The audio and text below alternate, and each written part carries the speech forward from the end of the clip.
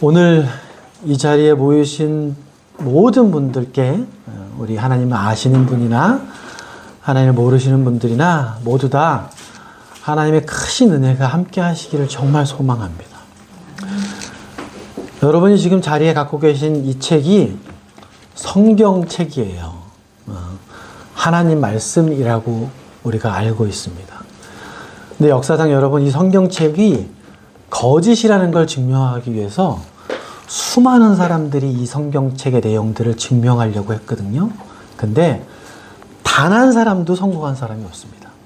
성경책이 거짓이라는 걸 증명하기 위해서 노력했던 모든 사람들이 다 하나님을 믿는 사람들이 됐어요. 그만큼 이 성경의 말씀들은 하나님의 말씀이라는 걸 먼저 전제하고 제가 말씀드리겠습니다. 근데 성경에서 여러분, 하나님께서 그렇게 말씀하세요. 하나님은 미리 아신 자들을 부르신다고 말씀하십니다. 그렇다면 이 자리에 계신 분들은 하나님께서 부르셨다라고 볼 수도 있는 거예요. 하나님께서 미리 아신 자들을 부르시고 또 부르신 자들을 의롭다라고 인정해 주시고 그 의롭다 인정하신 자들을 영광스럽도록 만들어 주신다고 성경은 그렇게 말씀하십니다. 오늘 이 자리에 모이신 분들은 모두 하나님을 아시는 분들이 되시기를 소망합니다. 제가 이 말씀을 오늘 나누시기 전에 한 가지 꼭 좀 부탁드리고 싶은 게 있어요. 그게 뭐냐 하면 여러분들이 어떤 삶을 여태까지 살아오셨는지 또 그리고 이 자리에 어떻게 함께하게 되셨는지 저는 잘 몰라요. 그리고 여러분들이 지금 어떤 상태이신지 또한 저는 잘 모릅니다. 그러나 하나님께서는 여러분이 어떤 삶을 살아오셨는지 너무너무 잘 알고 계신 분이세요. 심지어 여러분이 어떤 생각을 하며 살으셨는지도 속속들이 다 알고 계신 분입니다. 그렇기 때문에 제가 말씀을 시작하기 전에 꼭 부탁드리고 싶은 게 있어요. 이 시간 기왕에 이 자리에 함께 하셨으니까 여태까지 여러분이 갖고 계셨던 교회나 하나님이나 성경 말씀에 대한 선입견들이 있으실 거예요. 대체로 어떤 선입견들을 갖고 계시죠? 좀 부정적인, 안 좋은 생각들을 갖고 계신 경우들이 사실은 대부분입니다. 정말 안타까운 마음이 들어요. 성경 말씀이나 교회나 하나님에 대해서 세상은 굉장히 안 좋은 선입견을 갖고 있는 것이 사실입니다. 절대로 그것이 옳은 것이 아님에도 그래요. 근데 정말 이 시간 이 자리에 앉아 계신 여러분께 부탁드리고 싶은 건요, 그런 선입견들 다 이 시간 좀 내려놓으시고 마음 문을 좀 열고 들어주시기 바래요.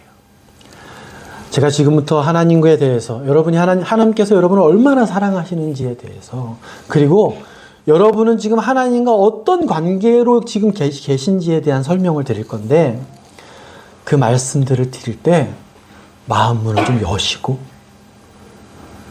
정말 저 앞에 있는 저 친구가 얘기하는 게 정말 사실인가? 진지한 마음으로 좀 들어주시기를 간절히 바랍니다.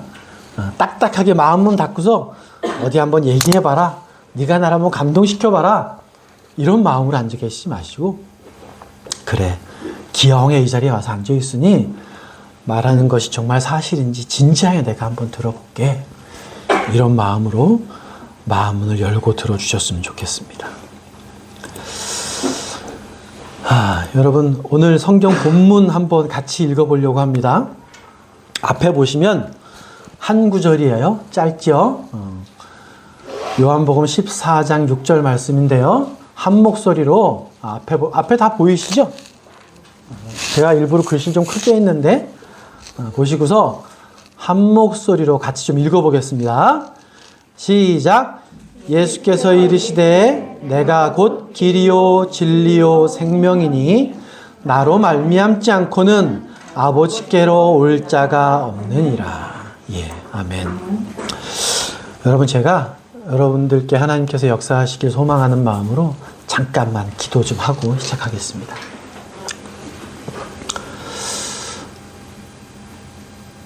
모든 것의 주인 되시는 하나님 아버지, 이 시간 주님을 기대합니다. 이 어리숙하고 죄 많고 입술이 둔한 자의 생각과 말은 다 지워주시고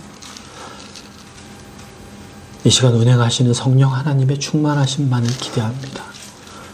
죄인을 회심시키고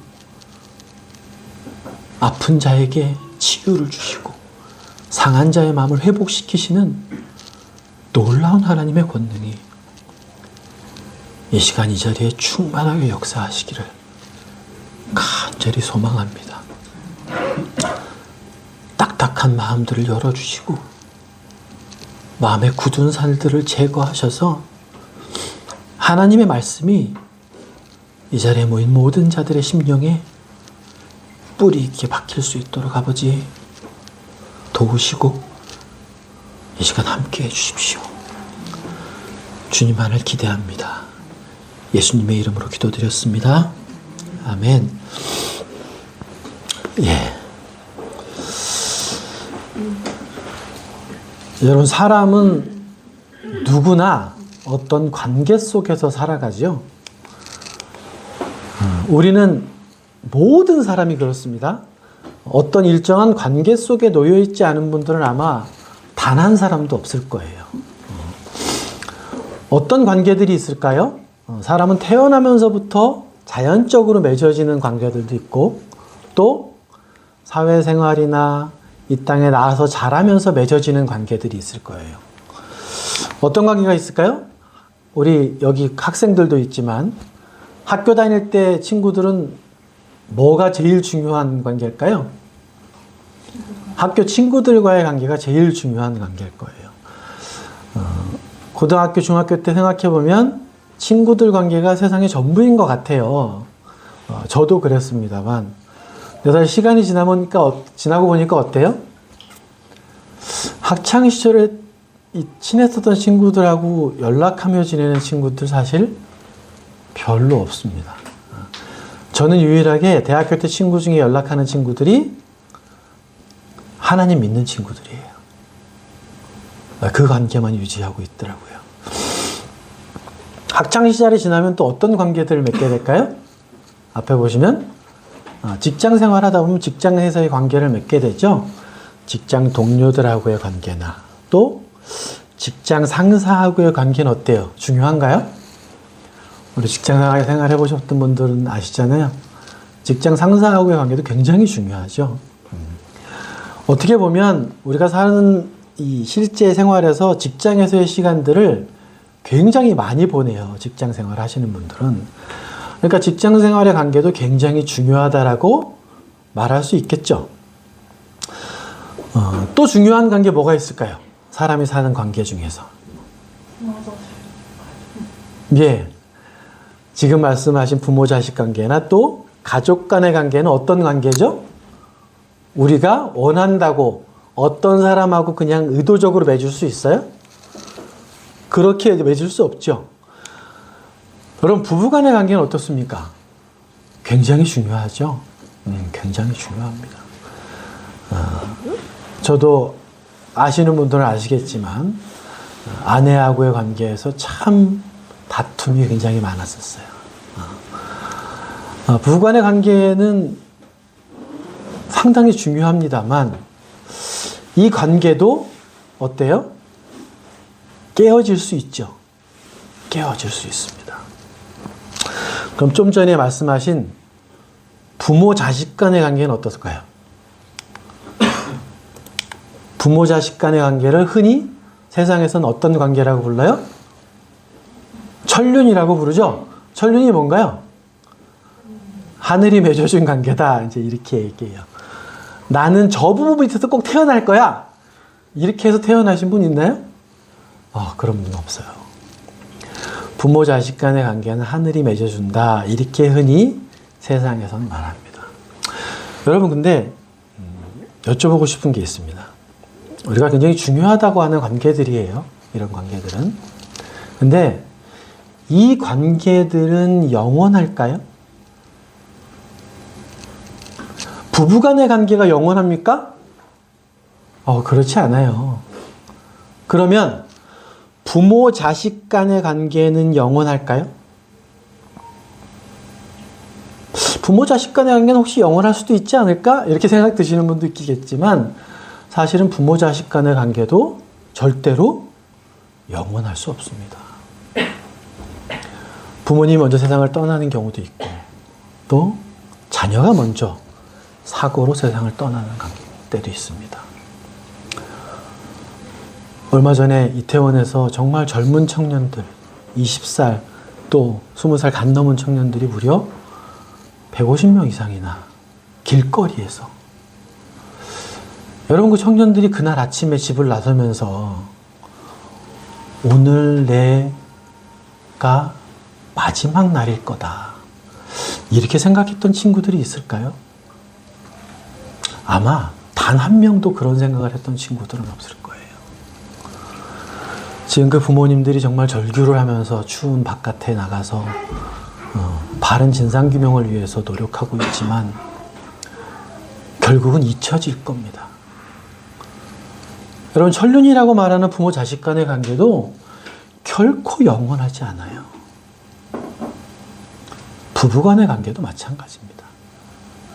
요즘은 어때요? 너무도 쉽게 부부 간의 관계가 깨어지기도 합니다. 부모 자식 간의 관계조차도 부모님이 돌아가시거나 자녀가 먼저 세상을 떠나거나 그래서 깨어지기도 하지만 그렇지 않음에도 불구하고 요즘엔 어때요? 부모 자식 간의 관계조차도 저버리고 사는 세대를 우리는 살고 있습니다. 여러분 근데 오늘 여러분께 정말 말씀드리고 싶은 관계가 있어요. 지금 보시는 관계들은 절대로 영원할 수 없습니다. 근데 세상에는 영원한 관계가 존재한다고 성경에서 말씀하시거든요. 여러분 그 관계가 어떤 관계일까요? 여러분에게 가장 중요한 관계입니다. 여러분 영원히 유지되는 관계라면 그 관계가 중요할까요? 중요하지 않을까요? 그 관계만큼 중요한 관계는 없어요. 무엇이 그럴까요? 바로 여러분과 하나님의 관계예요. 여러분 제가 일단 하나님이 계신다라는 걸 전제로 말씀드릴 겁니다. 후반부, 중반부쯤에 가면 제가 하나님이 계시다라는 걸 한 가지 예를 들어서 좀 확인시켜 드릴 거예요. 근데 정말 하나님이 계시다면 여러분과 하나님의 관계는 중간에 끊어질 수 없거든요. 영원하다고 말해요. 성경은 그렇게 말씀하시고 있어요. 여러분 그렇다면 우리가 흔히 중요하다고 생각하는 친구의 관계나 직장 동료의 관계나 또는 부부간의 관계나 친인척인 부모님과 자녀의 관계나 중요하다고 생각하는 인간이 사는 모든 관계들은 중요해요. 중요하지 않지 않아요. 중요해요. 그러나 그 관계들은 어떻게 된다고요? 어느 때가 되면 깨질 수밖에 없어요. 근데 영원한 관계가 있습니다. 우리가 살아있던 생이 다해서 세상을 떠나든 하나님과의 관계는 절대로 깨어지지 않는다고 성경은 말씀하시거든요.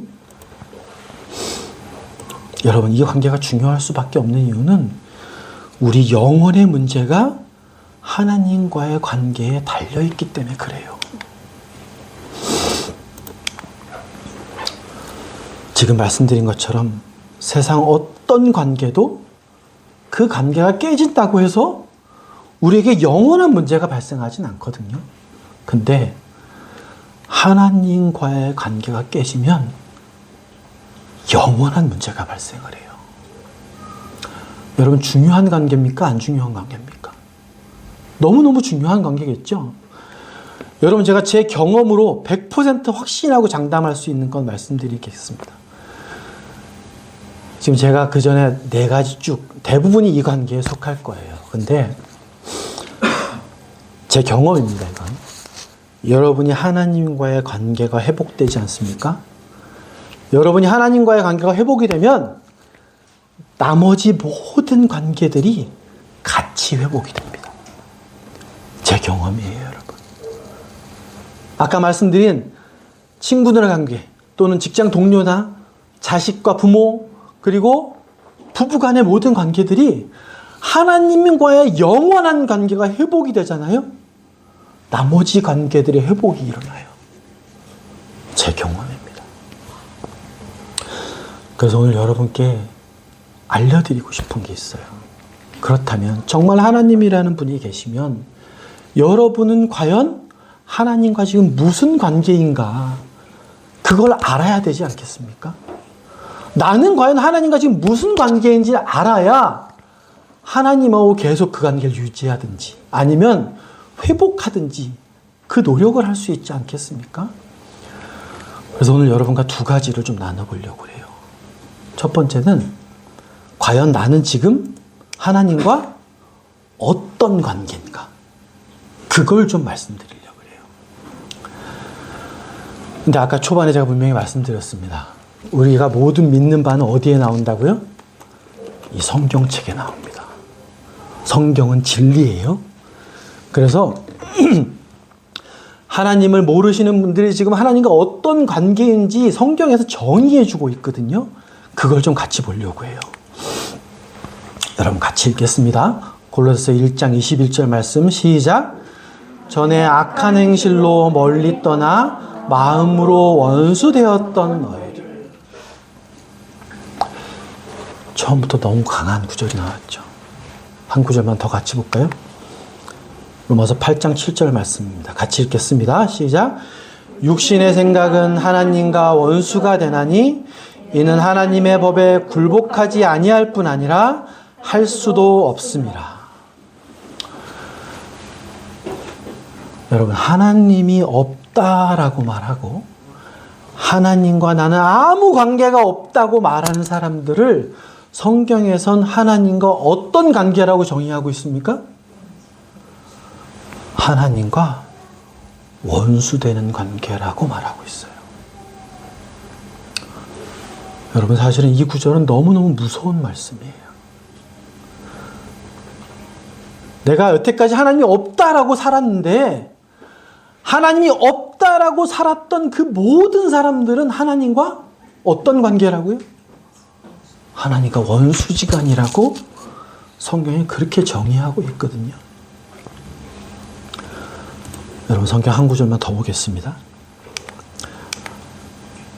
로마서 1장 28절부터 32절 말씀인데요. 여러분, 이 구절은 같이 읽진 않을 거예요. 근데 여기에는 어떤 구절이 나와 있습니까? 28절에 보면 그들이, 여러분 그들은 누굴까요? 하나님이 없다라고 말하는 사람들. 그들은 기본적으로 어떻게 하길 원한다고요? 마음에 하나님 두는 걸 싫어한다 그래요. 여기 29절부터 쭉 많은 우리가 흔히 아는 죄라고 하는 것들이 열거되어져 있어요. 근데 이 모든 죄라고 말하는 곧 모든 불의, 추악, 탐욕해서 쭉 많은 죄들이 열거되어 있는데 이 죄들이 뭐 때문에 비롯된 거라고 성경 구절은 지금 말해요? 마음에 하나님 두기를 싫어해서 곧 이런 죄들을 짓고 산다. 근데 이런 죄를 짓고 사는 많은 사람들이 하나님이 없다라고 할 뿐 아니라 하나님이 없다라고 하는 자들을 잘한다, 부추긴다. 성경은 그렇게 말씀하고 있어요.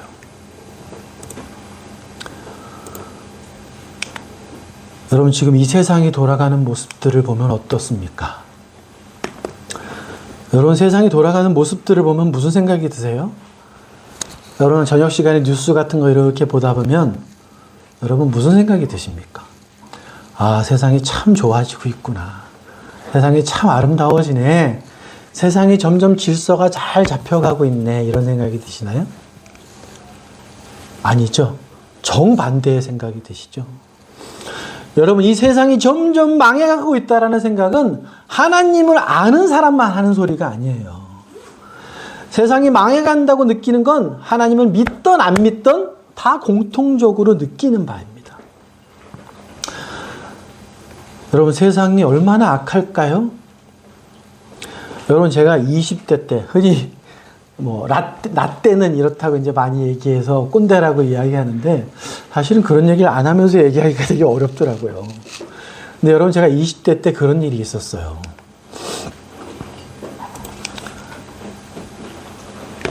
폐륜 범죄라는 게 뉴스에 한번 나왔습니다. 그게 뭐냐면 한 20, 30년 전이에요. 아들이 굉장히 부유한 집 아들인데 돈 때문에 부모를 죽인 사건이 있었어요. 근데 그때 정말 그 부모를 죽인 폐륜 범죄라고 한 일주일, 한 2주일 가까이를 온 뉴스와 신문에서 그 얘기로 도배가 됐었어요. 기억나시는 분 있는지 모르겠습니다만. 그게 한 2, 3년 전이거든요. 여러분 제가 먼저 띄워드렸습니다만 지금 어떨 것 같으세요?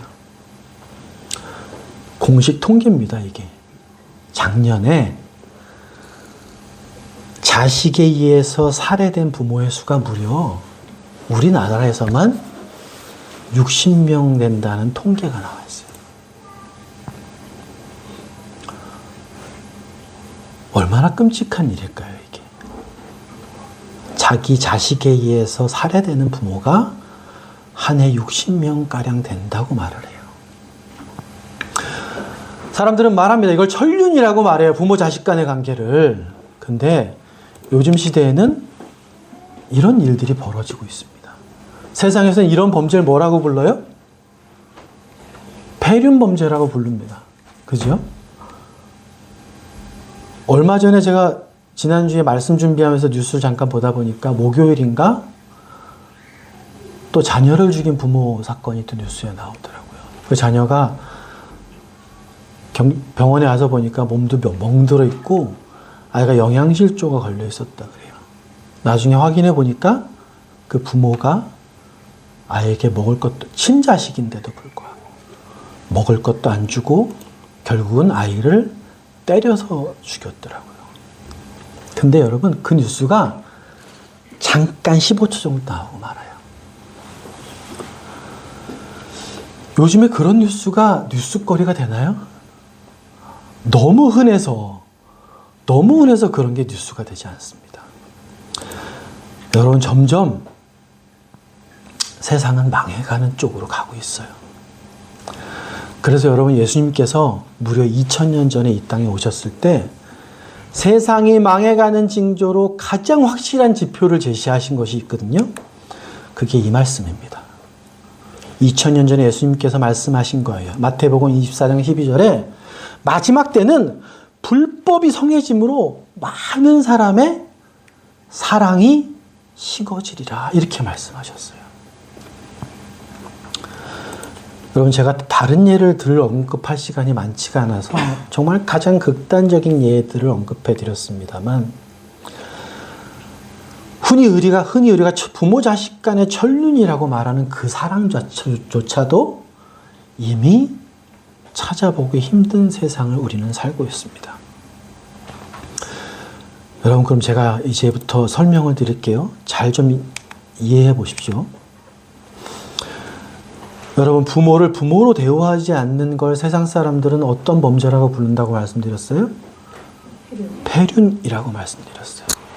그렇다면 여러분 나를 낳으시고 길러주신 분을 우린 누구라고 부르죠? 부모님이라고 부르죠. 그렇다면 성경 기록에 의하면 나를 만드시고 여태까지 살 수 있도록 인도하신 분을 누구죠? 그분은? 성경 기록에 의하면 그분은 하나님이세요. 여러분 똑같습니다. 똑같아요. 그렇다면 지금 말씀드린 것처럼 부모를 부모로 대우하지 않으면 그 범죄를 폐륜 범죄라고 부르죠.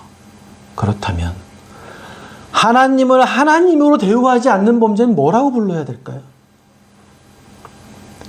하나님을 하나님으로 인정하지 않는 범죄는 뭐라고 불러야 됩니까?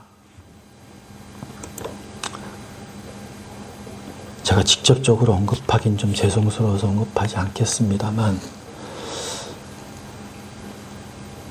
여러분 기분이 언짢으셨다면 너그럽게 이해해 주십시오. 그러나 제가 성경에서 이렇게 말씀하시는 진리이기 때문에 이걸 말씀 안 드릴 수가 없어서 말씀드리는 거예요. 기분이 좀 언짢으시더라도 마음 문을 여시고 한번 들어주셨으면 좋겠어요. 정말 이 모든 것을 창조하신 하나님이라는 존재가 정말 있고, 그분이 정말 나를 만드시고 여태까지 내가 살 수 있도록 인도하셨다는 걸 진지하게 정말 확인해 보셔야 되지 않을까요? 왜요? 정말 하나님이 존재하시고, 근데 내가 하나님을 인정하지 않고 여태까지 30년, 40년, 50년, 60년을 살아왔다면 나는 무슨 범죄를 저지른 게 되는 거예요? 나는 패륜 범죄를 저지르고 산 게 되는 거예요. 여러분, 그렇기 때문에 여러분 진지하게 한번 찾아보시고 고민하시고 생각해 보셔야 돼요. 정말 하나님 계신가? 정말 하나님 존재하시는 거 맞나? 이게 맞다면 여러분은 돌이킬 수 없는 범죄를 저지르면서 여태까지 사신 게 되는 거예요. 이게 진리입니다. 누구도 부인할 수 없는 진리예요, 이게. 전제 조건이 있죠. 뭐가 성립되면? 정말 하나님이라는 존재가 있다면. 하나님이라는 존재가 정말 있다면 그분이 나를 만드신 분이에요. 그리고 내가 지금도 코로 숨을 쉬고 먹고 소화하고 살아갈 수 있는 에너지를 공급하시는 분이 하나님이시라고 성경에서 분명히 언급하고 있거든요. 이게 진리가 맞다면 여러분이 하나님이 없다라고 부정하고 살았던 모든 시간들이 다 무슨 죄라고요? 너무 끔찍한 겁니다. 여러분, 이게 인정이 되시겠어요? 나는 하나님을 인정하지 않고 살았는데 그럼 내가 그런 범죄자란 말이야? 너무 기분 나쁜 일이라 이거 인정하기 쉽지 않아요. 여러분, 그럼 확인해 봐야 될 거 아닙니까? 하나님이 계신지 안 계신지 한번 확인해 보셔야 되지 않으시겠어요? 정말 이게 사실이라면. 여러분, 제가 하나님이 계시다는 건 너무너무 많습니다, 증거가. 그러나 그걸 오늘 다 언급해 드릴 수가 없어요. 한 가지만 말씀드리고 넘어갈 겁니다. 여러분, 성경 말씀해 보면 하나님이 이 세상을 창조하시고, 이 두꺼운 성경책이에요. 이 두꺼운 성경책에 하나님이 정말 기뻐하셨다라고 말씀하시는 구절이 이 많은 말씀 중에 딱 한 군데 나와요. 그게 어딜까요? 창세기 1장에 나옵니다. 여러분, 이 두 구절 같이 한번 읽어볼게요. 같이 읽겠습니다. 시작. 하나님이 지으신 그 모든 것을 보시니 보시기에 심히 좋았더라. 저녁이 되고 아침이 되니 이는 여섯째 날이니라. 하늘과 땅의 모든 만물이 다 이루어지니라. 여러분, 저는 성경 기록이 100% 사실이라는 걸 믿으며 살고 있습니다. 여러분, 성경은 창세기라는 책이 시작이거든요. 성경에 창세기라는 것은 세상이 창조된 것을 기록한 책이란 얘기예요. 창세기 1장 1절에 보면 이렇게 시작합니다. 처음에 태초에 하나님이라는 분이 모든 하늘과 땅을 창조하셨느니라. 이렇게 선포하면서 시작을 해요. 근데 여기 보시면 하나님이 지으신 그 모든 것을 보시니 어땠대요? 하나님이? 심히 좋았다 그러세요. 심히 좋았다 그러세요. 성경에 나와 있는 하나님이 좋았다라고, 그것도 보통 좋은 게 아니라 너무너무 좋았다라는 구절이 정말 이상하게도 여기 딱 한 군데밖에 안 나와요. 여러분, 왜 그럴까요? 그 다음은 어땠으니까? 그 다음은 하나님이 좋았다라고 할 만한 것들이 없었다라는 걸 증명하는 거예요. 왜요? 왜요? 세상이 점점 하나님 보시기에 망가져 가고 있기 때문에 그런 거 아닐까요? 제가 하나님이 계시다는 걸 증명하기 위해서 지금 이 말씀을 드리는 거예요. 여러분 말씀드리겠습니다. 하나님이 심히 좋았다라고 하는 건 하나님이 창조하신 그 세상이 완전하신 하나님이 보시기에도 어땠다? 세상이 완전했다. 그러니까 완전하신 하나님이 볼 때 심히 좋았다고 하는 그 세상은 완전해야 되는 거죠. 뭔가 하자가 있거나 문제가 있다면 하나님께서 창세기에서 심히 좋았다라고 얘기하시는 게 말이 되나요? 말이 될 수가 없어요. 그래서 하나님께서 창조하신 그 순간이 가장 완전했던 거예요. 동의되시나요? 완전하신 하나님이 만드신 그 세상이 완전했기 때문에 하나님이 보실 때 너무너무 좋으셨다라고 성경은 기록하고 있거든요. 근데 여러분, 이 완전했던 세상이 문제가 생겼습니다. 사탄의 꾀임으로 사람이 죄를 범하게 돼요. 그 순간부터 세상은 허물어지기 시작하는 겁니다. 그 순간부터 완전했던 세상이 허물어지기 시작했어요. 그래서 지금 여러분과 제가 사는 이 세상까지 지나온 것입니다. 여러분, 저희가 지금 자연을 보면 어때요? 너무 아름답고 놀랍지요? 그렇지만 하나님이 태초에 보시고 심히 좋았다라고 했던 그 세상은 아니에요. 너무너무 많이 망가져 있는 세상입니다. 여러분, 다시 한번 중요해서 언급해 드립니다. 태초에 만들었던 그 세상이 완전했던 세상이에요. 근데 지금 어떻게 됐다고요? 점점점 망가졌다고 말씀드렸습니다. 근데 여러분, 그 법칙을 설명하는 게 있어요. 뭐냐 하면, 여러분 조금 어려운 말이긴 합니다만, 세상에는 무질서도가 증가한다 라고 말하거든요.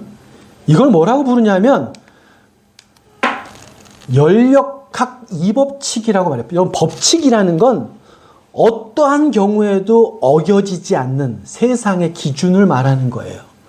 그것도 하나님 만드신 겁니다. 뭐라고요, 여러분? 세상은 점점 어떻게 된다고요?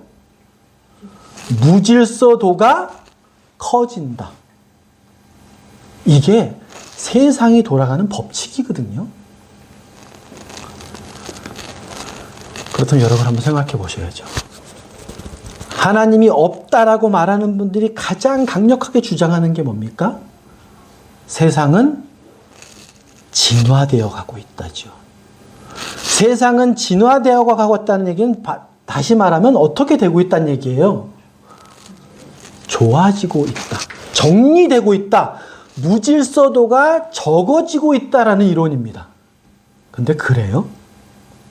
정말 그렇게 느끼십니까? 아니잖아요. 세상은 점점 허물어지고 있지 않습니까?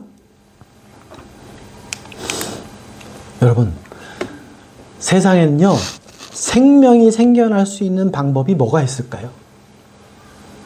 여러분이 믿고 있는 바에 의하면, 여러분이 생각하고 있는 상식에 의하면 생명이 생길 수 있는 방법은 딱 두 가지밖에 없어요. 뭐가 있을까요? 하나는 제가 지금 여러분께 말씀드리는 하나님이 창조하시는 방법. 그것과 자연스럽게 생겨나서 점점점 질서를 잡아서 좋아졌다. 이 방법밖에 없어요. 다른 방법은 없습니다. 하나님이 창조하셨다. 그리고 우연히 생명체가 생겨서 점점 질서를 잡아갔다. 이거죠. 제가 분명히 세상의 법칙에 의해서 말씀드렸어요. 세상이 어떻게 되고 있다고요? 세상은 완전했던 것에서, 하나님이 보시기에 힘이 좋았다라고 할 정도로 완벽했던 세상에서 점점 어떻게 된다고요? 망가져가고 있잖아요. 누구도 부인하지 않지 않습니까, 그거. 근데 하나님이 없다라고 주장하는 분들은 뭘 주장해요? 세상은 처음에는 엉망이었지만 점점점 좋아지고 있어. 사람은 진화되어 가고 있어. 이걸 주장하지 않습니까? 여러분, 그럼 한번 생각해 봐야 돼요. 여러분, 제가 이 사진을 하나 보내드릴게요. 이 할아버지 누구일까요? 보시던 분은 아니죠? 이분이 한 말입니다. 생명체는 절대로 저절로 생기지 않는다. 근데 이분이 그 다음에 이런 말을 해요. 그러나 나는 불가능한 걸 믿기로 했어요. 이게 무슨 말일까요? 여러분, 이 사람이 누군지 아십니까? 조지 왈드라는 박사예요. 하버드대 교수입니다. 그리고 생리학, 의학 분야의 노벨상을 받은 사람이에요. 이 정도라면 세상이 인정하는 굉장히 뛰어난 과학자예요. 근데 이 사람은 내가 아무리 많이 연구를 해도 생명체는 거저 생기는 법이 없던데요. 근데 나는 생명체는 거저 생겨서 진화했다라는 불가능을 그냥 믿기로 했습니다. 이렇게 말한 거예요. 여러분, 이 과학자는 왜 이렇게 말을 할까요? 왜 이렇게 말할 수밖에 없을까요? 이렇게 말한 이유는 딱 한 가지예요. 왜? 하나님을 인정하지 않으려니까 다른 방법이 없어요. 그래, 나 하나님 인정하고 싶지 않은데, 인정하고 싶지 않으니까 그냥 불가능한 거 믿을래. 이게 노벨 과학상, 의학상을 받은 과학자가 한 말이에요. 근데 여러분, 한번 진지하게 고민해 보셔야 돼요. 왜 이렇게 하나님이 있다라는 걸 그렇게 극렬하게 부인하려고 할까요? 이 과학자는, 노벨상을 수상한 이 사람은 하나님을 왜 절대로 인정하지 않고 불가능한 걸 믿으려고 이렇게 고집을 부릴까요? 그 이유는 명확한 거예요, 여러분. 왜요? 아까 제가 전제했죠? 하나님이 있다라고 인정하는 그 순간 내가 어떤 존재가 돼요? 이분이 나이가 60, 70 넘어 보이는데 이분의 인생 70년이 어떻게 돼요? 가장 극악한 범죄를 저지른 사람이 되기 때문에 그래요. 그걸 인정할 수 없는 거예요. 그렇기 때문에 난 불가능한 거 그냥 믿을래. 난 그런 범죄자가, 나 스스로가 그런 범죄자라는 건 도저히 인정할 수 없어. 그렇기 때문에 불가능한 걸 믿겠다고 선포하는 겁니다.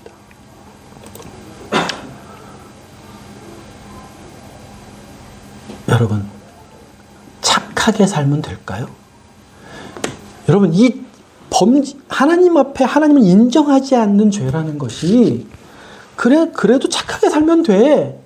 착하게만 살면 하나님이 날 인정해 주실 거야. 그게 가능한 얘기처럼 보여주시나요? 아니에요. 이건 착하게 살고 못되게 살고의 범위를 벗어나는 겁니다. 근본적인 문제를 말씀드리는 거예요. 여러분, 아내하고 사이가 좀 불편해도 정말 힘들어요. 여러분, 직장 생활을 오랜 시간, 8시간, 10시간 직장에서 보내는 분이 직장 상사나 직장 동료하고 관계가 너무너무 불편해. 심지어 원수 관계야. 그럼 그 직장이 편하겠습니까? 그 직장이 지옥 같게 느껴지시지 않을까요? 여러분, 하물며 아까 제가 전제해드렸습니다. 부모를 부모로 대우하지 않는 그런 사람을 세상에서는 가장 극악한 나쁜 놈이라고 손가락질해요. 근데 성경이 정의하는 바처럼 하나님이 정말 존재하시고 그 하나님이 만드신 세상이 가장 완전했고 점점 망가지고 있는 것이 과학적으로도 사실이라서, 하나님은 분명히 존재하시는 것이 사실이라면, 사실입니다. 사실이라면 여러분이 지금 20년, 30년, 40년, 50년, 70년, 80년 동안 하나님이 없다라고 주장하면서 내 생각대로, 내 마음대로, 내 고집대로 그렇게 살아왔던 그 많은 시간들이 여러분은 무슨 죄를 범하고 사신 거죠?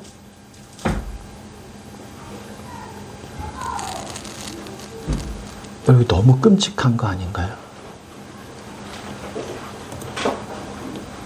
여러분 너무 끔찍한 거예요. 여러분 그래서 아까 제가 로마서 1장에서 말씀드렸죠. 그들이 이 같은 일을 행하는 자는 사형에 해당한다고.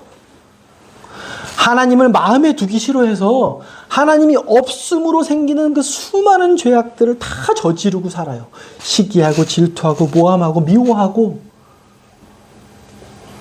사실 살인까지 하진 않으시잖아요. 근데 하나님을 마음에 두기 싫어하는 그 범죄 자체가 무슨 범죄라고요? 폐륜 범죄라고 말씀하시잖아요. 그걸 부인하실 수는 없잖아요. 그래서 로마서 1장 32절에서 그들이 하나님을 마음에 두기 싫어하는 자는 하나님이 그 죄의 대가가 뭐다? 죽음이다. 사형이라고 분명히 정하셨다라고 성경은 말씀하세요. 아니 하나님 인정 안 했다고 그렇게까지 심하게 벌을 내리셔야 돼요? 이렇게 말씀하실 수 있어요? 하나님을 인정하지 않는 것이 무슨 범죄라고 분명히 말씀드렸죠. 근데 하나님은 벌을 하실 수밖에 없으세요. 성경에서 그분이 어떤 분이라고 말씀하시는지 아십니까? 하박국 1장에서 하나님은 어떤 분이시래요? 우리 같이 읽겠습니다. 하박국 1장 13절 시작. 주께서는 눈이 정결하심으로 악을 참아 보지 못하신다. 여러분 하나님은 완전하신 분이세요. 그분이 만든 세상은 완전한 세상이었어요. 하나님이 그런 세상을 주셨습니다. 그렇기 때문에 하나님은 아주 작은 오염조차도 하나님 받으실 수가 없는 거예요. 우리 요한일서 1장 5절 같이 한번 보실게요. 읽으시겠습니다. 시작. 하나님은 빛이시라 그에게는 어둠이 조금도 없으시다. 여러분 이래야 하나님이세요. 이래야 하나님이세요. 이래야 심판할 권리가 있으신 거예요. 여러분 그래도 항변하실 겁니까? 아 근데 꼭 그렇게 죄를 심판하셔야만 돼요? 여러분 하나님이 죄를 심판하시는 게 맞을까요? 여러분께 한번 여쭤볼게요. 얼마 전에 사회를 떠들썩하게 했던 죄인이 석방이 됐습니다. 누군지 아시나요? 그 사람이 가는 동네마다 난리가 났어요. 이런 사람은 우리 마을에 받을 수 없어요. 절대로. 누군지 아시나요? 예, 조두순이라는 사람이에요. 그가 저지른 범죄는 너무너무도 끔찍해서 8살 여자아이를 성폭행했습니다. 그 여자아이는 평생 인공장기를 달고 살아야 될 정도로 망가졌어요. 근데 이 끔찍한 범죄를 저지른 자가 대법원에서 몇 년 받았는지 아십니까? 12년형 받았어요. 원래 15년을 받았다가 항소를 해서 10년으로 줄었습니다. 근데 이 대법원 형량이 확정되고 나서 사람들이 다 뭐라고 그랬는지 아십니까? 이건 말도 안 된다. 어떻게 이런 극악무도한 죄를 12년밖에 선고 안 하냐. 평생 감옥에 가둬놔야 된다. 즉시 사형해야 된다. 이런 죄인은 마땅히 벌을 받아야 돼요. 모든 사람들이 그렇게 얘기했어요. 네, 여러분 한번 생각해 보십시오. 하나님이 왜 죄를 심판하실 수밖에 없는가? 만약에 이 조두순을 재판하는 판사가 나는 너무 사랑이 많은 판사예요. 나는 모든 죄를 다 용서하는 판사입니다. 그래서 조두순은 무죄예요. 이렇게 선고했다고 한번 생각해 보십시오. 여러분 그 판사에게 뭐라고 얘기하실 거예요? 너무 사랑이 많은 판사시네요. 이 판사님 너무 존경스럽네요. 이렇게 얘기하실 거예요. 제가 약간 우스꽝스럽게 얘기했기 때문에 좀 심각성이 떨어지시나요? 여러분 이런 자도 심지어 죽이지도 않았어요. 사람을. 폐륜 범죄를 저지르지도 않았습니다. 조두순은. 근데 이런 자에게 마땅히 죽여야 돼요. 그게 공의로운 거예요. 그게 정의로운 거지. 어떻게 이런 사람에게 12년밖에 선고를 안 해서 지금도 세상을 돌아다니게 만들 수 있습니까? 이 사람 사형시켜야 되는 거 아니에요? 대부분의 사람들은 그렇게 주장을 해요. 근데 하물며 그 판사가 무죄야. 이 사람은 바로 석방하십시오. 왜요? 나는 너무 사랑이 많은 사람이기 때문에 이 사람에게 죄를 묻지 않을 거예요. 이렇게 말하면 여러분 그 판사를 존중하실 수 있으시겠어요? 저는 절대로 그렇게 못할 것 같아요. 여러분 그러기 때문에 저는 하나님이 심판하시는 하나님이시길 원해요. 하나님이 공의로우시길 원해요. 저는 하나님이 죄인은 반드시 심판하시기를 원합니다. 그게 정의롭기 때문에.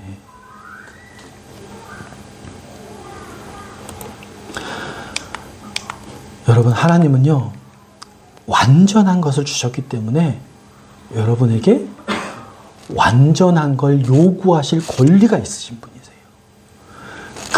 그렇기 때문에 죄를 심판하실 당연한 권리가 있는 분이세요. 그리고 마땅히 저는 의롭다라고 생각하는 사람들은 죄인을 심판하시는 하나님을 원합니다. 저는 원해요. 여러분은 안 원하시나요?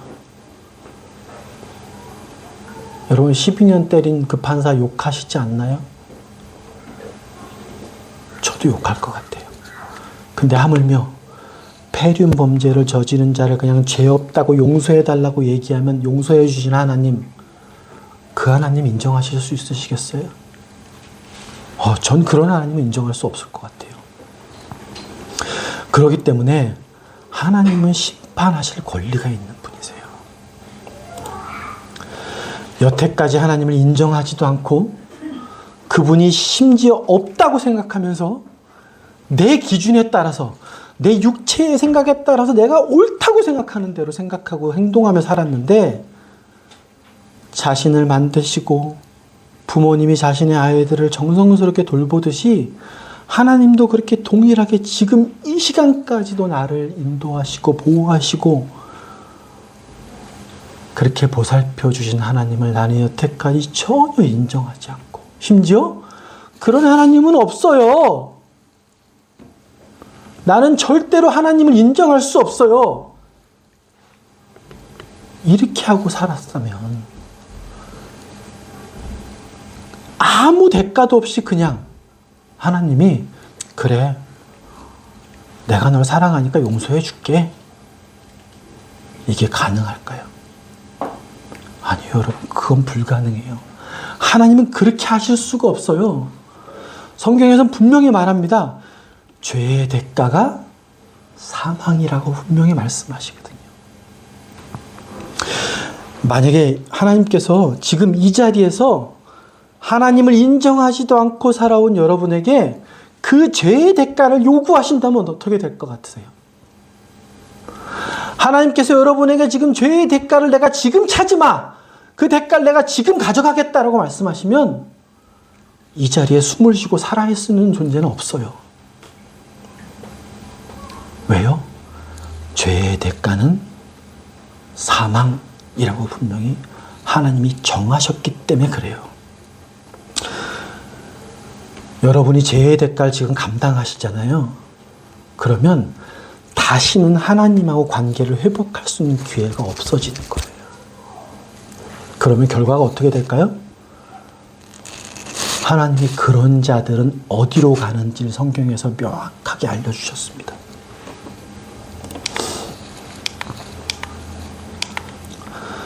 마태복음 25장 41절 같이 한번 읽을게요.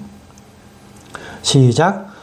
또 왼편에 있는 자들에게 이르시되 저주를 받은 자들아 나를 떠나 마귀와 그 사자들을 위하여 예비된 영원한 불에 들어가라. 여러분 하나님의 관계가 회복되지 않은 원수된 상태로 이 세상의 삶이 끝나지 않습니까? 그러면 하나님과 원수된 자들이 가는 곳이 정해져 있어요. 하나님 말씀이에요, 이게. 근데 여러분, 이 영원한 불이라는 곳을 우리는 흔히 뭐라고 불러요? 지옥 이렇게 불러요. 근데 성경에서 분명히 말씀하고 있죠? 그 영원한 불은 누구를 위해 예비하신 거래요? 다시 한번 크게 읽으시겠습니까? 누구를 위해서요? 마귀와 그 사자들을 위하여 예비된. 여러분이 가라고 만드셨대요? 아니에요. 여러분은 절대로 그곳에 가기를 원하시지 않는 게 하나님의 마음입니다. 여러분, 하나님은요, 사람이 단 한 사람이라도 지옥에 가는 걸 원치 않으세요. 성경 말씀에 분명히 하나님 말씀하세요. 여기 디모데전서 2장 4절 같이 한번 읽을게요. 시작. 하나님은 모든 사람이 구원을 받으며 진리를 아는 데에 이르기를 원하시느니라. 여러분, 이게 하나님이 원하시는 거예요. 이게 원하시는 거예요. 하나님 말만 하시는 분일까요? 아니에요. 여러분, 하나님은 여러분이 여길 가는 걸 원치 않으세요. 그래서 모든 사람이 구원을 받길 원하시기 때문에 하나님이 여러분을 위해서 하나님과 여러분의 원수된 관계를 회복할 수 있는 길을 이미 다 만들어 놓으셨어요. 그럼 지금부터 그거 설명드릴 겁니다. 여러분, 두 번째로 여러분이 하나님과 어떤 관계인지 지금 제가 오랜 시간을 들여서 설명드렸어요. 얼마나 그렇게 체감되시는지 모르겠습니다. 근데 정말 심각한 거예요, 여러분. 회복하셔야 될까요? 여러분, 하나님과의 관계를 회복하길 원하십니까? 하나님이 길을 만들어 두셨어요. 여러분, 하나님은 죄를 심판하시는 분이라고 제가 말씀드렸습니다. 근데 아까 뭐라고 말씀드렸죠? 죄의 대가가 뭐라고요? 사망이라고 말씀드렸어요. 근데 여러분이 지금 죄의 대가가 지불되면 무슨 일이 벌어집니까? 하나님과 원수 관계라니까요.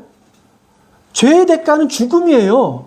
하나님이 지금 당장 여러분이 죄의 대가를 찾으시면 여러분은 죽을 수밖에 없어요. 그럼 어디로 가셔야 된다고요? 마귀와 그의 졸개들을 위해서 준비한 영원한 불이 타는 곳으로 가실 수밖에 없게 돼요. 그래서 하나님께서 방법을 만들어 두셨어요. 하나님께서 마땅히 우리가 대가를 지불해야 함에도 불구하고 여러분, 우리는 근데 그 대가를 지불할 수 있는 게 없어요.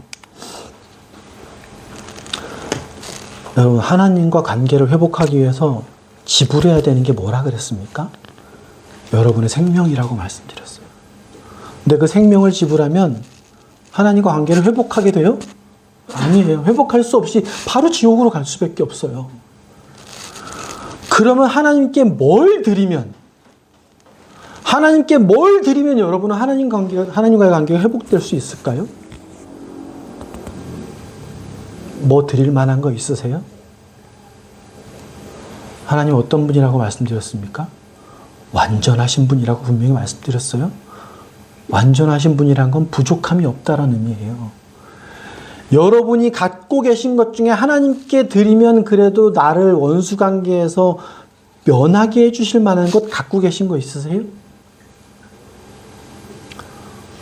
제가 서울에 아파트가 좀 있는데 그거 좀 어떻게 드리면 하나님 받고 용서해 주실래요? 하나님께 그깟 아파트가 무슨 소용이 있습니까? 여러분, 제가 대통령인데 대통령직을 좀 내려놓을 테니까 하나님과 원수 관계 좀 해결해 주시겠습니까? 하나님이 우주의 주인이세요. 모든 만물이 그분 거예요. 근데 고작 그런 걸로 하나님께 범한 40년, 50년, 60년간의 폐륜 범죄를 고작 그거 드린다고 하나님이 용서가 될까요? 제가 계속 말씀드렸잖아요, 여러분. 저는 하나님이 심판하시길 원해요. 왜요? 저는 그런 공의로운 하나님이 좋아요. 그래야지만 하나님이 되실 수 있는 거예요. 하나님 심판하시길 원합니다. 근데 여러분 그 심판 안 받으시려고 하나님께 뭘 드리면 화해가 되겠습니까? 여러분이 가지고 있는 어떤 것으로도 하나님과 원수 관계를 회복할 대가가 지불될 게 없어요. 여러분, 그럼 이건 얼마나 절망적인 선고입니까? 나에게 있는 건 어떤 것도 하나님께 드려서 내가 하나님을 인정하고 살지 않았던 그 수많은 시간 동안에 저지른 어마어마한 범죄를 변상할 수 있는 게 나한테는 아무것도 없네?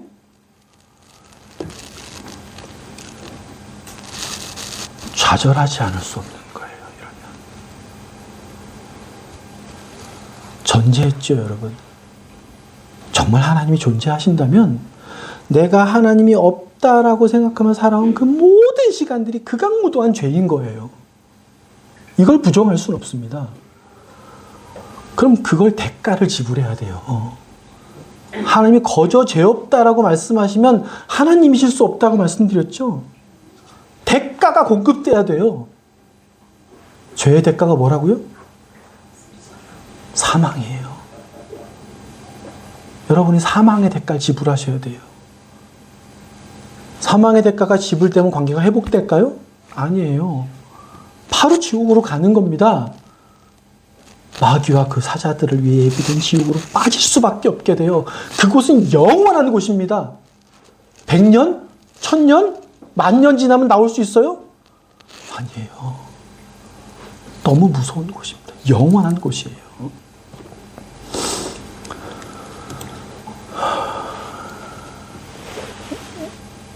하나님이 없다라고 살아온 그 수많은 시간 동안에 극악무도한 범죄를 내가 대가를 지불할 게 없어요. 나에게는 어떤 것으로도 그 대가를 지불할 수 있는 게 없어요. 그래서 하나님이 유일한 방법을 만들어 놓으셨습니다. 오직 한 가지 길. 그게 뭐냐 하면 여러분 같이 읽으실게요. 요한일서 4장 10절 말씀 같이 읽습니다. 시작. 사랑은 여기 있으니 우리가 하나님을 사랑한 것이 아니요 하나님이 우리를 사랑하사 우리 죄를 속하기 위하여 화목제물로 그 아들을 보내셨습니다. 여러분 화목제물이 뭐죠? 화목제물이 뭘까요? 하나님과 여러분이 원수된 관계를 화해할 수 있는 제물이 되셨다는 얘기예요. 누가요? 하나님의 유일한 아들이.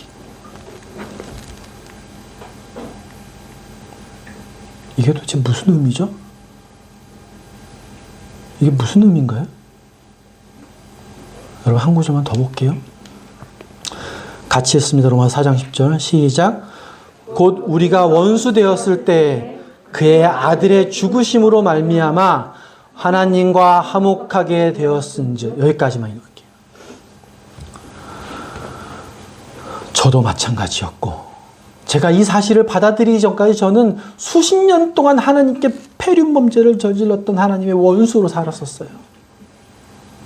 이 사실을 받아들이기 전까지 저는 하나님과 원수 관계로 살았어요. 근데 하나님께서 나에게 있는 어떤 것도 받을 게 없으셔서 대신 하나님의 유일한 아들을 제물로 잡아 나와 하나님의 관계를 회복시키셨어요.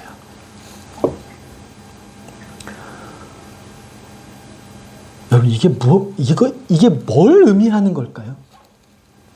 이게 뭘 의미하는 거죠? 여러분 하나님은 특징이 있습니다. 여러분 이걸 이해하셔야만 이 두 구절이 뭘 의미하는지 이해하실 수 있게 돼요. 여러분 하나님은 제가 아까 어떤 하나님을 원한다고 말씀드렸죠? 저는 하나님이 심판하시길 원해요. 왜 그렇게 사람이 정이 없냐고 이렇게 욕하실 수 있을지 모르지만 저는 죄에 합당한 심판을 하시는 하나님을 원해요. 여러분, 하나님은 특징이 있습니다. 첫 번째가 뭐냐면 이거예요. 말이 좀 어렵지만 이 공이라는 건 뭐냐면 하나님이 완전하신 분이기에 죄가 있는 걸 보실 수 없어서 심판하실 수밖에 없다라는 거예요. 이게 하나님의 공의예요. 근데 이 공의가 그대로 집행이 되면 어떨까요?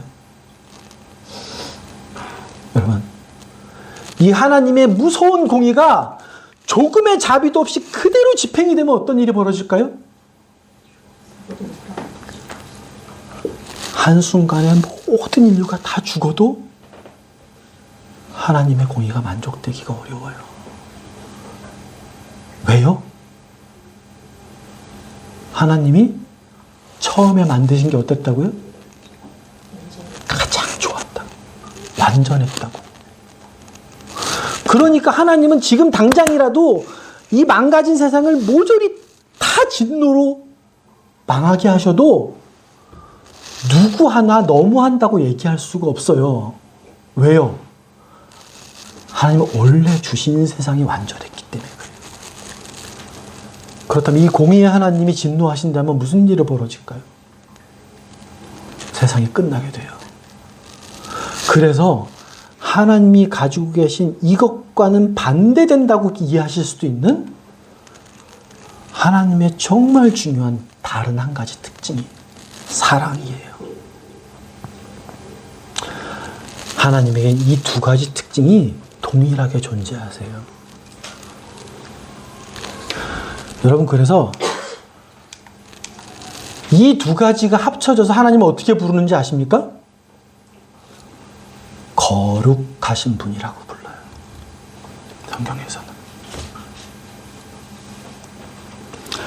여러분, 공의는 설명드렸지만 제가 사랑은 지금 설명 안 드렸어요.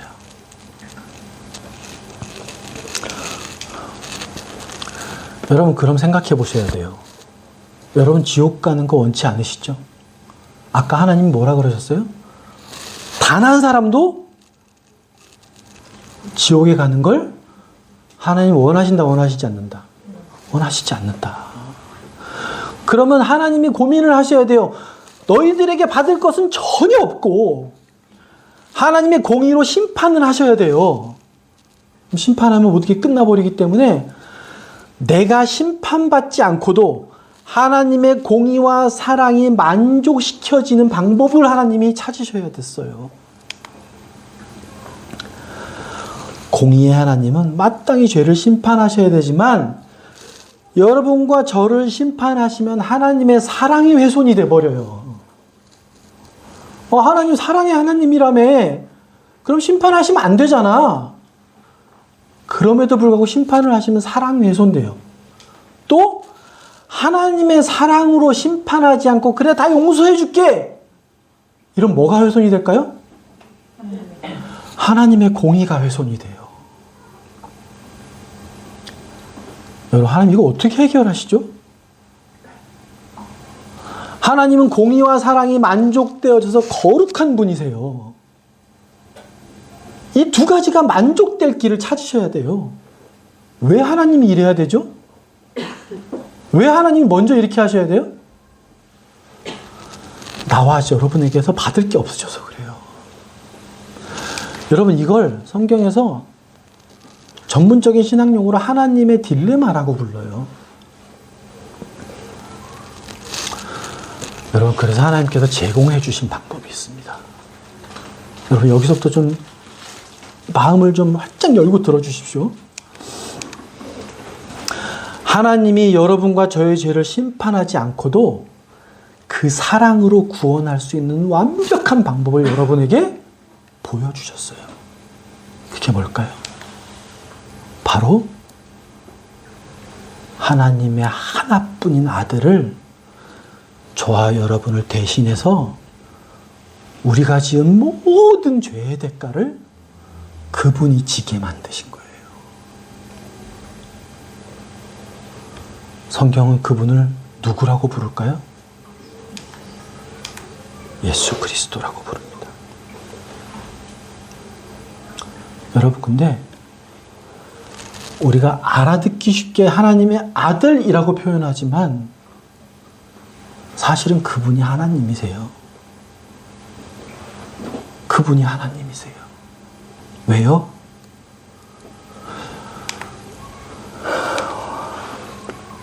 여러분, 이걸 잠깐은 설명드려야 될 것 같아요. 근데 제가 말씀 준비하면서 너무 하나님께 간절히 안타깝게 기도했던 것이, 여러분 이 이해님들을 좀 이해할 수 있도록 하나님 도와주십시오 기도한 거예요.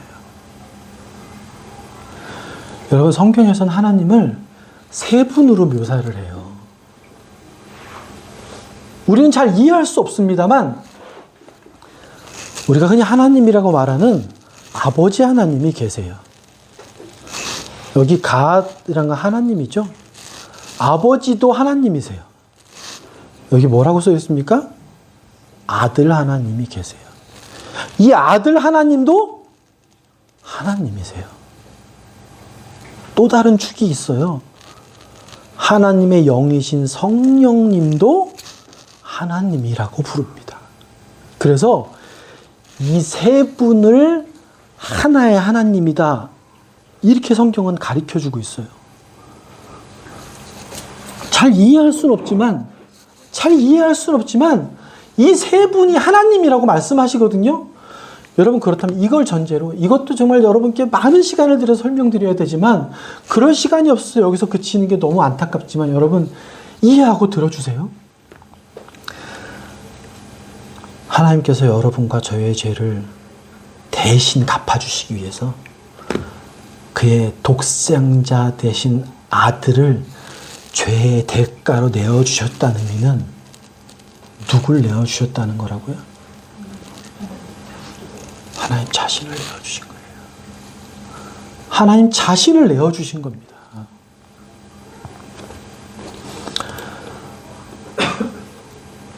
여러분, 하나님께서 저와 여러분을 위해서 하나님의 심판을 대신 받을 존재를 제공해 주셨다고 말씀하고 있어요. 죄의 대가는 죽음이라는 것이 하나님의 원칙입니다. 이 공의의 심판이 집행되면 저와 여러분 중에 단 한 사람도 하나님 앞에 설 수 없는 존재예요. 그렇기 때문에 하나님께서 당신 자신을 친히 이 땅에 보내주시고 당신 자신이 그 죄의 대가로 모든 심판을 감당하신 거예요.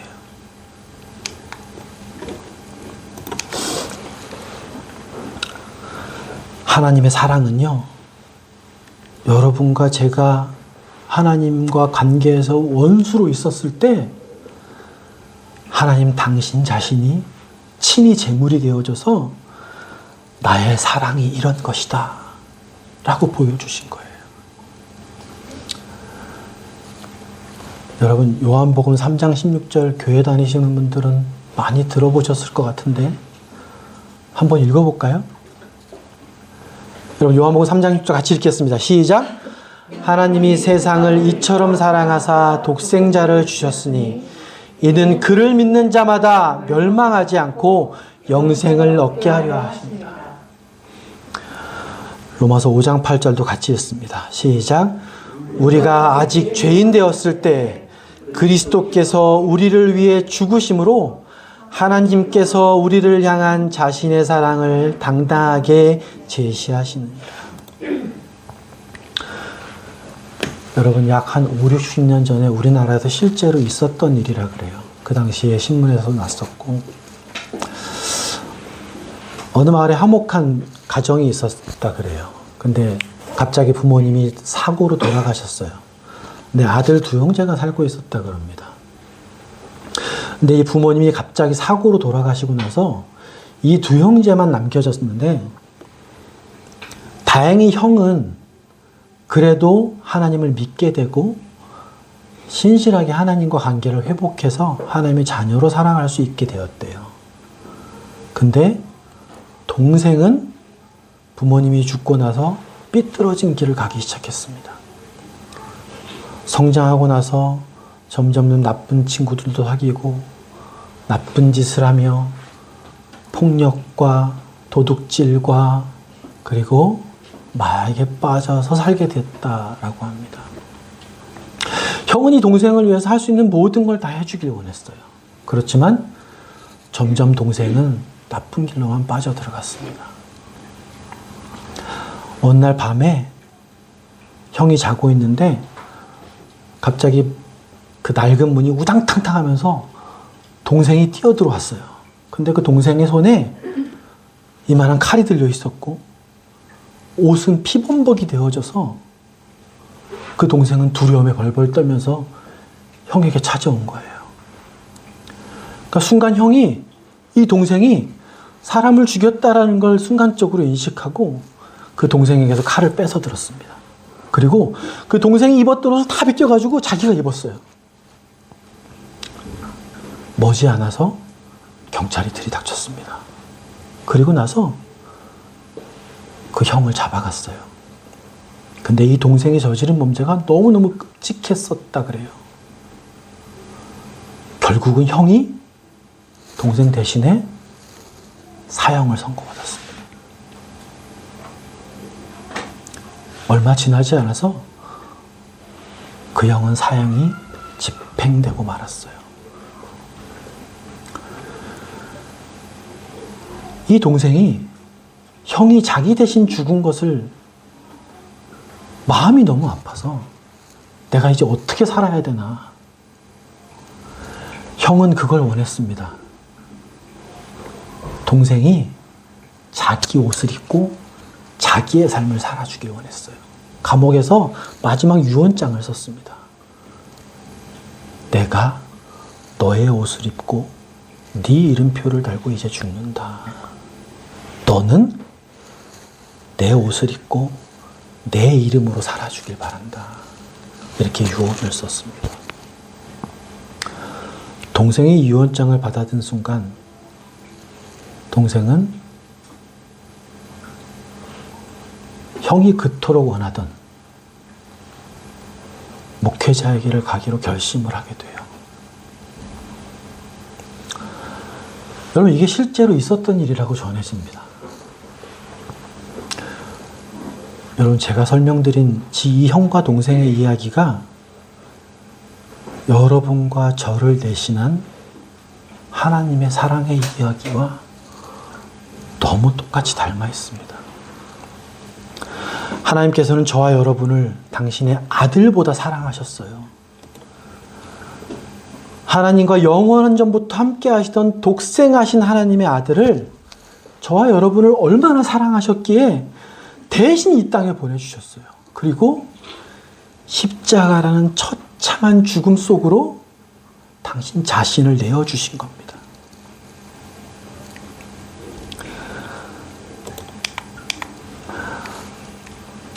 그렇기 때문에 여러분, 이 사실을 받아들이는 자들에게 하나님께서 이런 능력들을 주세요. 여러분, 이거 같이 읽어보겠습니다. 요한복음 2장 12절 같이 읽습니다. 시작. 그분을 받아들인 자들, 곧 그분의 이름을 믿는 자들에게는 다 하나님의 아들이 되는 권능을 그분께서 주셨다. 아들이 대신 죽었으니 십자가상에서 하나님의 아들이 내 이름표를 달고 하나님의 모든 죄의 진노를 십자가상에서 나 대신 다 받으셨어요.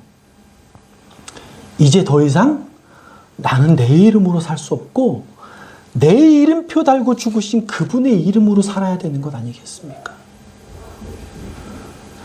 예수님의 피값으로 저를 사신 거예요. 여러분의 죄의 대가를 다 치르셨기 때문에 예수님이 십자가상에서 모든 피를 흘리시면서 여러분을 그 피값으로 사신 게 되는 거예요. 이 사실을 받아들이는 자에게, 이 사실을 믿는 자에게 심판받아 지옥 갈 죄인에게 하나님께서 피값으로 지불을 해주신 거예요.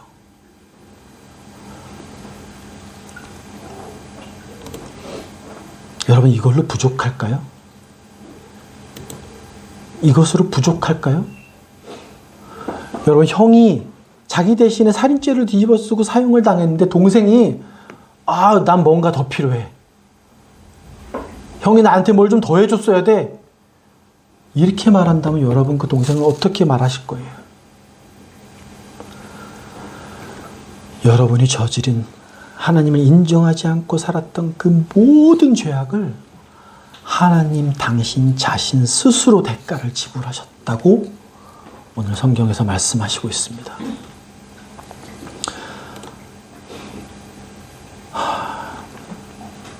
여러분, 이 시간 예수 그리스도께서 나를 대신해서 나의 죄값을 대신 치르신 것이 맞다면, 내가 그 사실을 정말 믿음으로 인정한다면 그분께서 십자가에서 내 이름표를 달고 대신 죄값을 받으셨다라고 하나님이 그 사랑을 제시하시고 계시거든요. 여러분께.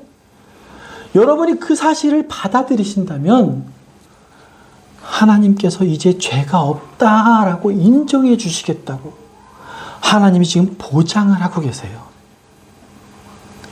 여러분, 이 사실을 인정하고 받아들이는 사람들은 왜 예배를 할까요?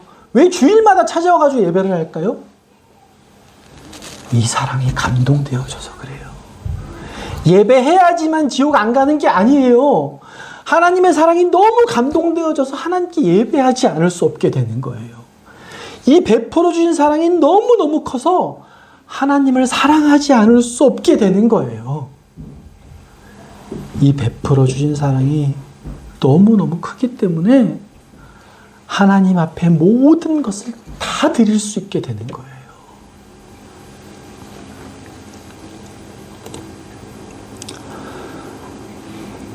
여러분, 이 시간 말씀을 마무리하려고 합니다. 여러분, 이 시간 잠깐 조용히 눈을 좀 감고 제 얘기를 좀 들어주십시오.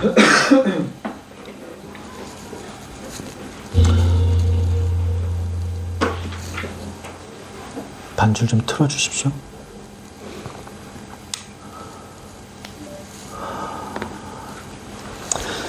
이 시간 조용히 눈을 감고 제가 마지막 말씀을 좀 드리길 원합니다. 이곳에 참석하신 모든 분들께 오늘 하나님께서 묻고 계십니다.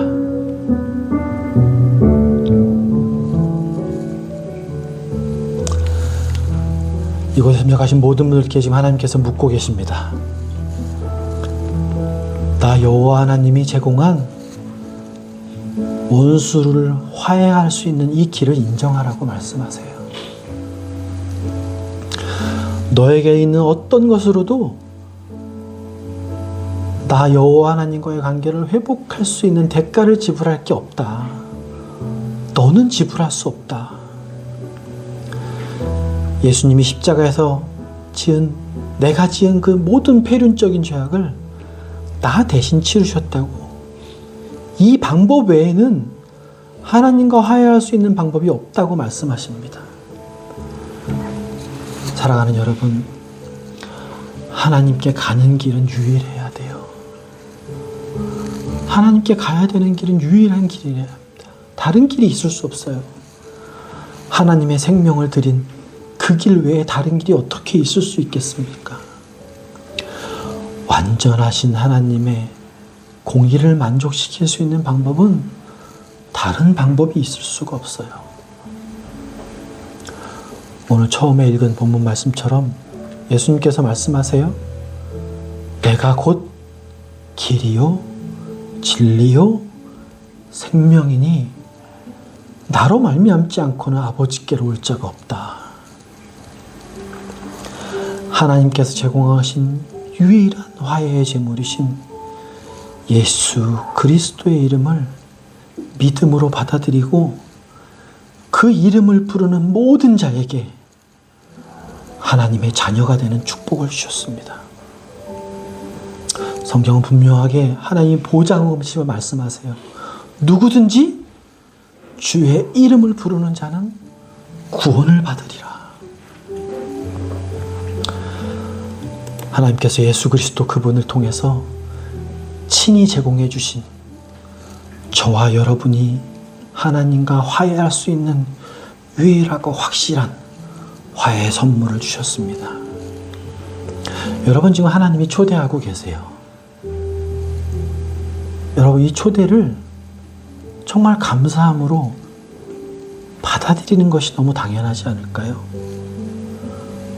거절할 이유가 없습니다. 여러분 내 힘으로 내 노력으로 내가 잘 살아보겠다고 아무리 발버둥 쳐도 우리의 망가진 관계들은 회복되지 않습니다. 그러나 지금 하나님이 제공하신 하나님 당신 자신을 십자가에 잡아 죽이시고 우리에게 화해의 길을 제시한 이 길을 받아들이는 자에게는 하나님이 관계를 회복하시는 걸 넘어서서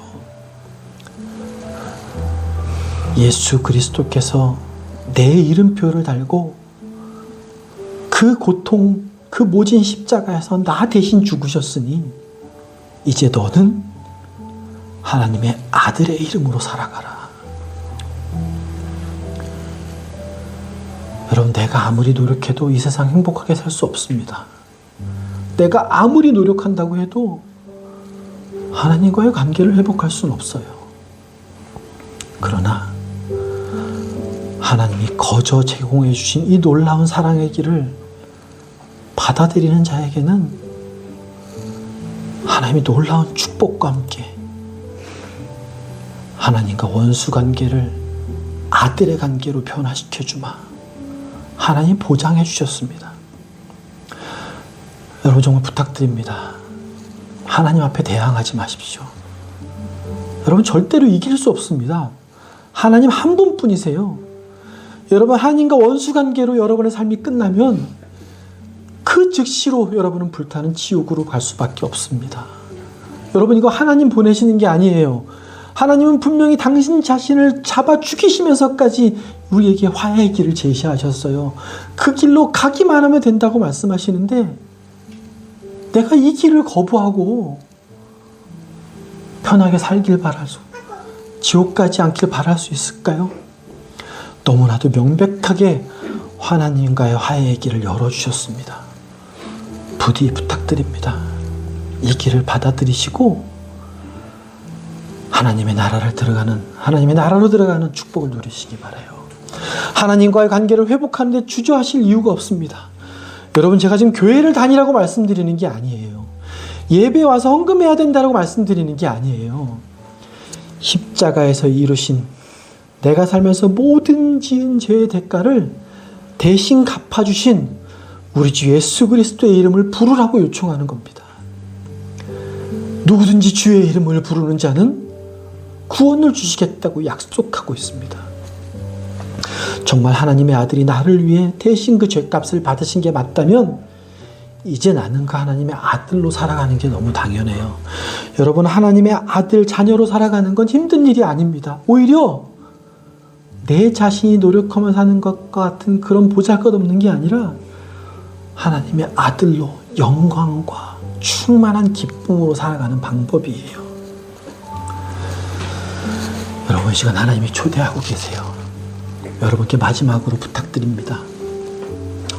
오늘 이 한 시간으로 하나님에 대해서 하나님 베풀어 주신 놀라운 사랑의 길을 다 알 수 없습니다. 여러분 다음 주가 예수님이 이 땅에 오신 성탄절이에요. 여러분께 간곡히 권면드립니다. 다음 주에도 예배 오세요. 오셔서 나를 대신하여 십자가를 지신 그분이 누구신가? 그분이 왜 이 땅에 오셨는가? 그분이 나를 위해 행하신 일은 정말 어떤 일인가를 다시 한번 들으시기 바라요. 여러분 이 시간 여러분께 한 가지만 확인하고 예배를 마치겠습니다.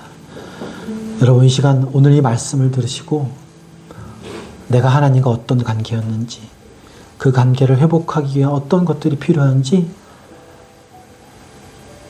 하나님이 내가 원수되었을 때 당신 자신의 아들을 잡으심으로 하나님과 화해할 수 있는 길을 열으셨습니다. 이 사실을 믿기를 원하시는 분들은 지금 잠깐 손 들었다 내려주시면 제가 여러분 위해 기도하겠습니다. 여러분, 이 사실을 내가 이제까지 모르고 살았습니다. 이 사실을 이제 제가 믿기 원합니다. 그런 바람, 그런 소망이 생기신 분은 지금 눈 감고 있는 이 시간에 잠깐 손 들었다 내려주시면 제가 여러분 위해 기도하겠습니다. 예, 아멘. 여러분 위해 기도하겠습니다. 아멘. 여러분, 이 길만이 유일한 길이에요. 여러분, 거부하지 마십시오. 하나님이 제공하신 이 길을 절대로 거부하지 마십시오. 거부하고 하나님과 원수된 관계로 살지 마시기 바래요. 하나님이 지옥은 마귀를 위해 준비하신 거예요. 하나님이 이 길을 예비하신 걸 부인한다면 그 길을 내가 스스로 걸어 들어가는 게 됩니다. 하나님과의 관계는 영원한 관계입니다. 절대로 끊어지지 않아요. 어디 있든지 영원한 곳을 머무르게 됩니다. 하나님과 원수된 채로 죽는다면 큰 고통의 영원한 불로 들어갑니다. 이 사실을 믿음으로 받아들이는 자는 하나님의 자녀가 되어져서 영원한 하나님의 나라로 들어가는 특권을 주셨어요. 왜 주저하십니까? 왜 거부하십니까? 거부할 이유가 단 하나도 없어요. 이 사실을 믿기 원하시는 분은 꼭 다음 주에도 예배 오셨으면 좋겠어요. 오셔서 이 말씀을 들으시기 바랍니다. 이 시간 제가 잠깐 마치는 기도할게요.